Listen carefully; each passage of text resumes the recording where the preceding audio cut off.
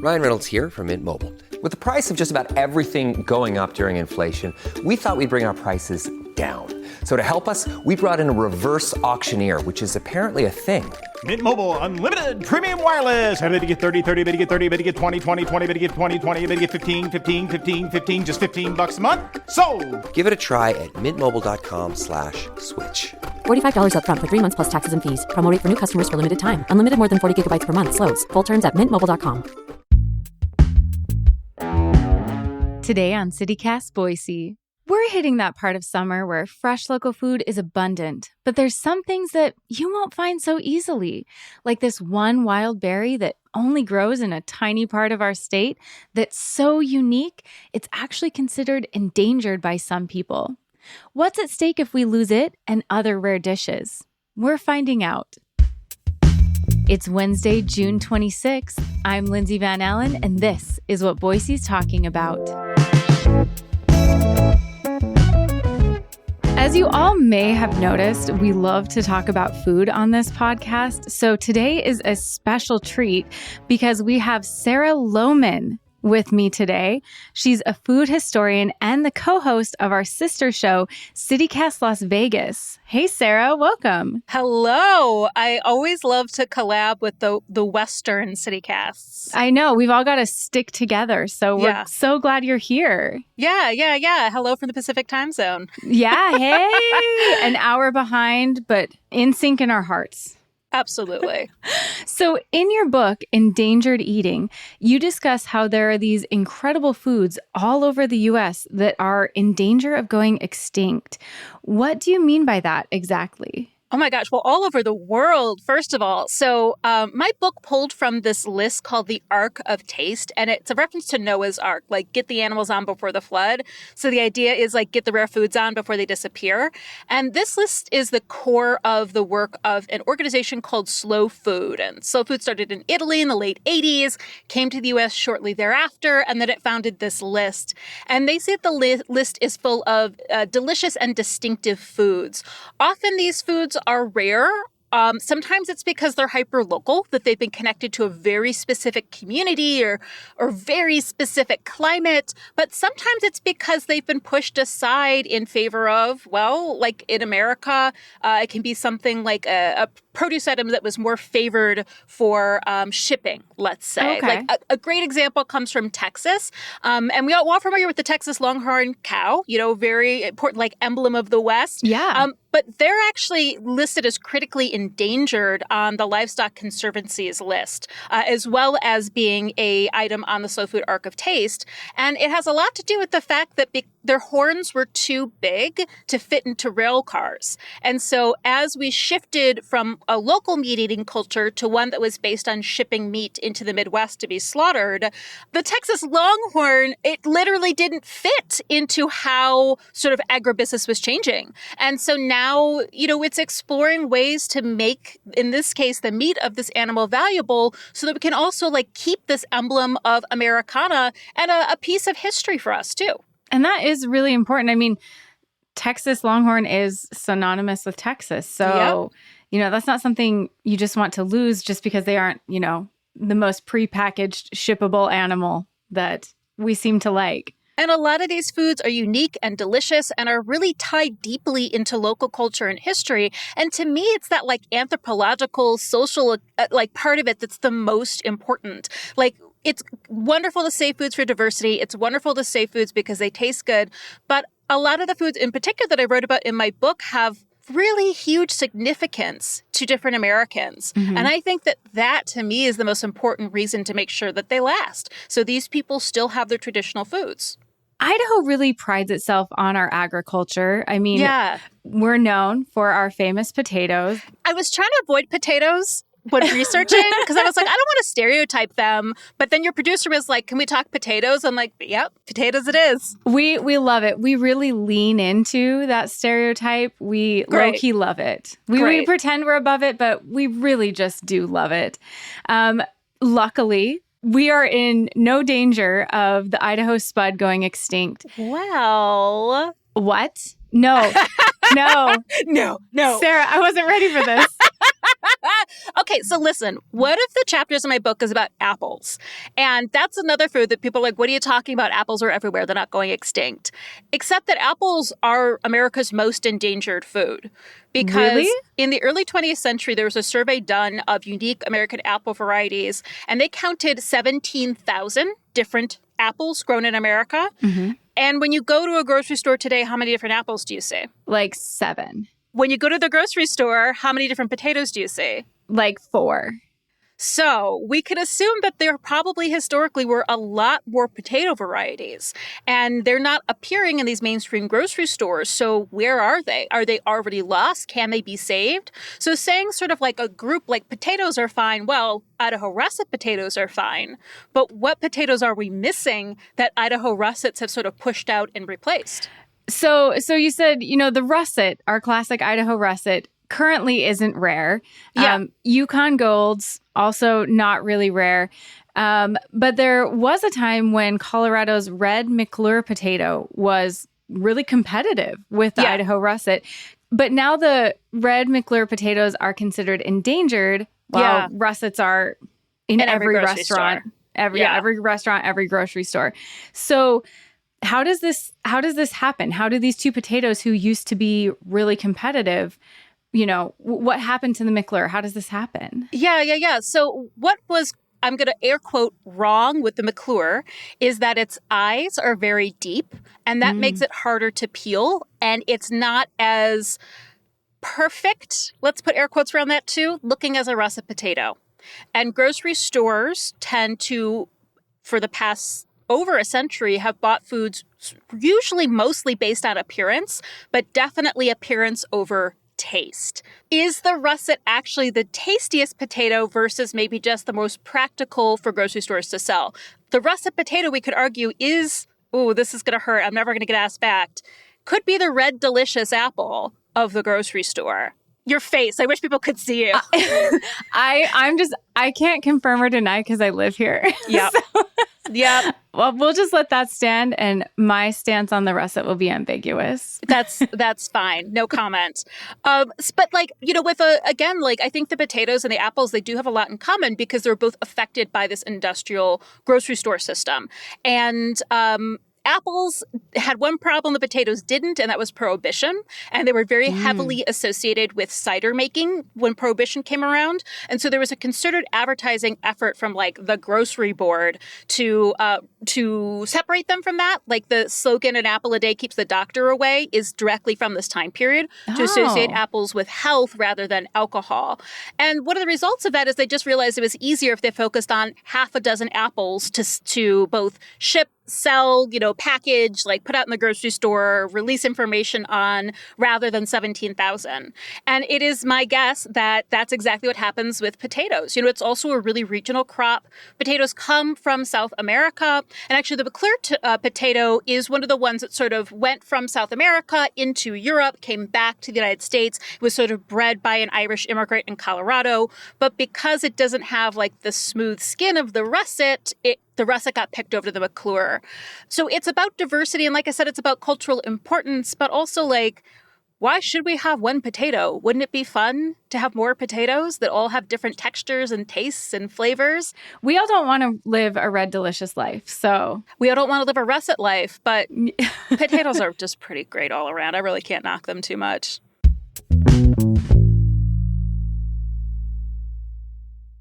Hi, I'm David Plotz, CEO of CityCast. Or, as I can say now, thanks to a few weeks with Babbel, hola, soy David Plotz, el jefe de CityCast. What if in 2024 you got a little bit better every day? When you're learning a new language with Babbel, that's exactly what you're doing. And if Babbel can help me start speaking a new language in just 3 weeks, imagine what you could do in a full year. I got started with Babbel because I realized that my girlfriend, who's a native Spanish speaker, and my son, who's in AP Spanish, were conspiring against me, or I thought they were conspiring against me in Spanish. I wanted to know what they were talking about.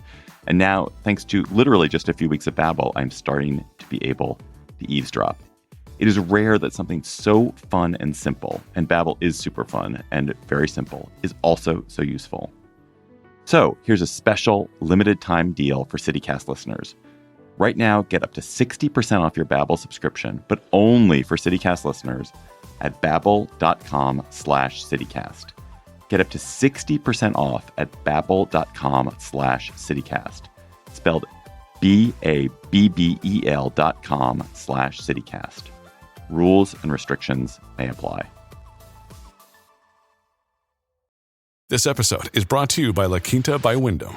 Your work can take you all over the place, like Texas. You've never been, but it's going to be great because you're staying at La Quinta by Wyndham. Their free Bright Side breakfast will give you energy for the day ahead. And after, you can unwind using their free high-speed Wi-Fi. Tonight, La Quinta. Tomorrow, you shine. Book your stay today at lq.com.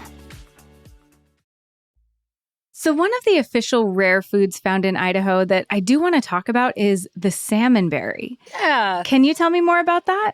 Yeah, in a way, it's like the only one that's associated with Idaho. And again, that does not seem fair, but it is a native wild berry that you can find all the way from Idaho to the West Coast and all the way up to Alaska, which is the first and only time that I encountered them. You know, they're one of these native and hyper-local ingredients that definitely made up the foodscapes of the indigenous people in your area from, time immemorial.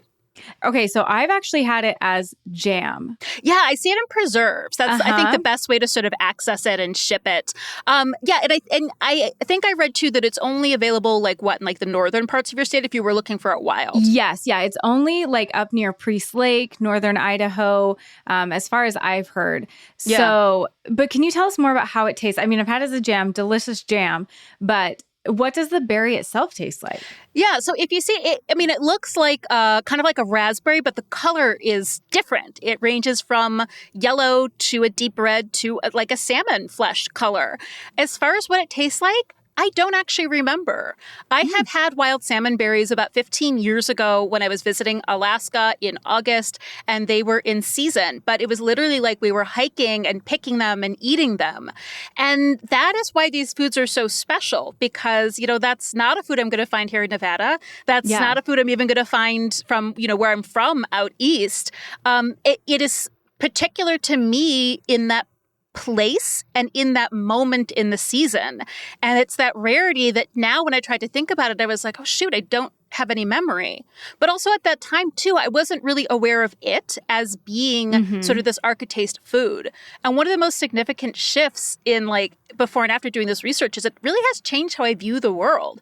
Before I go somewhere, I might look up if it has any Arc of Taste entries and then make an effort to both seek out and or appreciate those foods when I come across them. I feel like it lets me be a better traveler and lets me experience somewhere in a more culturally significant way. No, and I think you really touched on that. If it's just something you're kind of used to, whether you live in that region or it's just common to you, even if it is more rare in other parts of the world, you don't really think about it. It's not something where you're thinking, hey, this is kind of rare. This is a unique experience. This is a special experience or a significant experience. I grew up where there were lots of huckleberries. And that's, again, similar to the salmon berries, I think. It's you have to go find it. Everyone has their hidden spot. You're not going to find it in the farmers markets. You're not going to find it, just at the grocery store. But it was just something where I was like, oh, that's growing up what there is. And now living in a place where there's fewer of that, I'm like, oh, I didn't recognize. It gives you perspective. Yeah, that was kind of a unique experience to go huckleberry picking. On the food landscape, the literal food landscape of your community. Yeah, and I think I appreciate this perspective you're giving about all of these foods and different ways to look at food. Going back to the salmonberry a little bit, what are some things that are maybe being done to protect salmon berries or help them proliferate? Is there any effort to really help preserve them? I can't say for sure because I'm not necessarily tapped into that community. Sometimes these entries are more about bringing attention to a hyper-local and often native food. But with wild foods like salmon berries, often what affects them is development. So if we keep building houses and build businesses over the areas where wild food grows, then they will disappear. And that's kind of the full stop there. So we have to create awareness of these wild foods to make sure that they are protected so that, one day you don't lose the local huckleberries too because we just built houses all over them. Yeah. No, that would be a tragedy. And especially for a native food, we have to be particularly mindful because both development and over foraging, over harvesting of it is literally taking away a traditional food from a native person whose family has been harvesting on that land for potentially tens of thousands of years. So there's a mindfulness and a value to these foods that maybe in our sort of like world of capitalism doesn't necessarily have a financial value. It has cultural value. Yeah, no, and I think it's important for us to think about the significance of that, you know, it might not be something that is part of our culture or part of our diet or, you know, plants that are important to us, but being aware of that significance for other people, that's intersectional. That is empathy. That is being a good human and respecting something that has significance for someone else. So going beyond Idaho, if people are traveling to nearby states, what are some rare foods that maybe Boiseans should be on the lookout for, or maybe ones you would suggest that we seek out as we're, you know, traveling around the West? Sure. Well, where do you like to travel to, Lindsay? Oregon and Washington. Okay, so I've got the kolaches. Those are in Scio, outside of Portland. We've got more salmon berries there, I'm sure. It's a big berry community in that area. I did one of my whole chapters is about the Salish peoples around the northern Puget Sound and a traditional fishing technique that is brilliant and was largely stolen by white people. So it's not just keeping the tradition alive, but also restoring it to native communities. It's called reef net fishing, and it's a pair of stationary platforms with a net strung between them. And you park the platforms in the way of salmon schooling to go spawn in fresh water. And that's it. They're solar, but they also don't go anywhere. They're largely man-powered. It is the most sustainable fishing method out there. So if you're in a restaurant or at a fish market in that area and you see something labeled as reef net caught, especially reef net caught salmon, definitely support them. You can also order reef net caught salmon from Lummi Island Wild. It's just an incredible fishing technique. And if you want to be real invested, you can go to Lummi Island, which is a gorgeous island in the northern Puget Sound, and actually see people doing this fishing technique towards the end of August and early September. Again, they don't go anywhere. They're just parked out there in the bay. And it truly is like spectacular to watch. Oh, that sounds fantastic. I had no idea. So I will definitely be on the lookout for that when I'm in those areas having salmon. So, Sarah, I'm wondering, can we add something to the list, even if it's like a processed food? Okay, so processed foods are accepted. And because there are like breads, there's the bakery item I mentioned.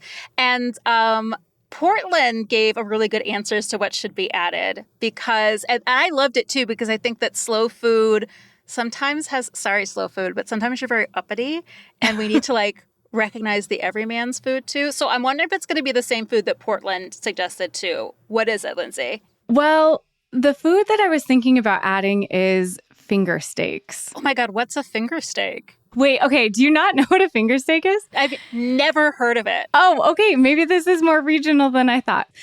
Okay, so it's like a little trimming of steak or the remnants off a steak. You bread it, you fry it, kind of like chicken fried steak a little bit. Okay. But it's just like a little strip, a finger-sized strip of steak. And then it's served with like fries and dipping sauces. And it originates from Boise. I have never seen or heard of this. I think that this is like a truly regional local food.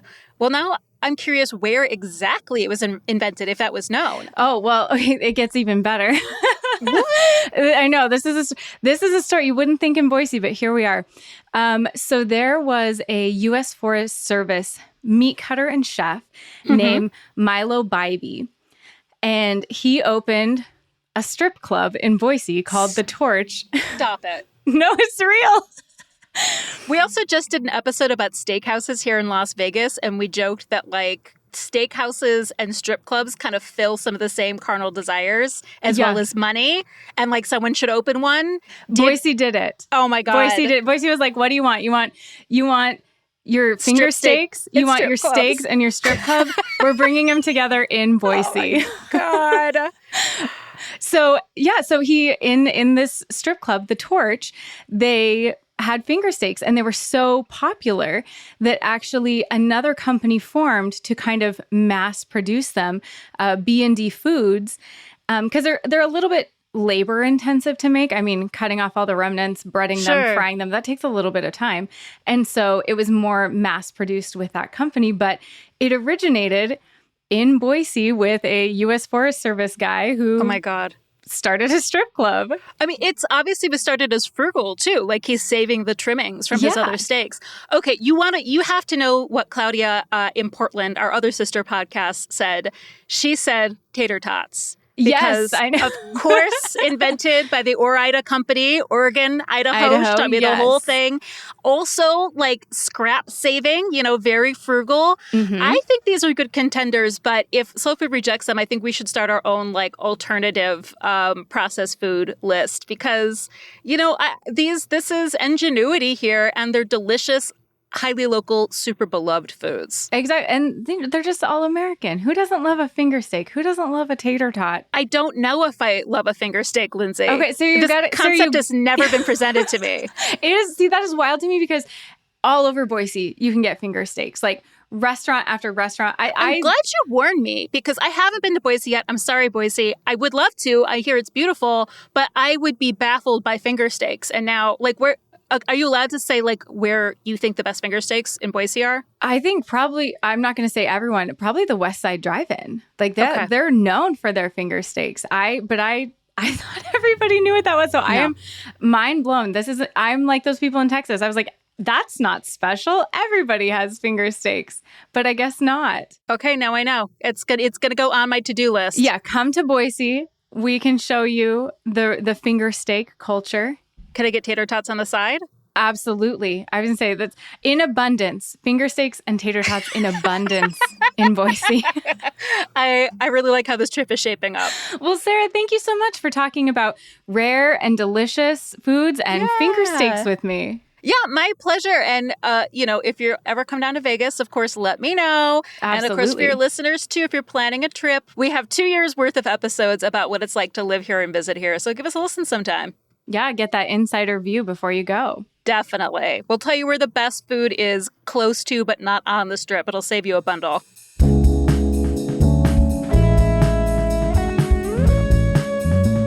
That's all for today here on CityCast Boise. If you enjoyed the show, why not leave us a review? It helps other people find us. We'll be back tomorrow morning with another great local story. See you then.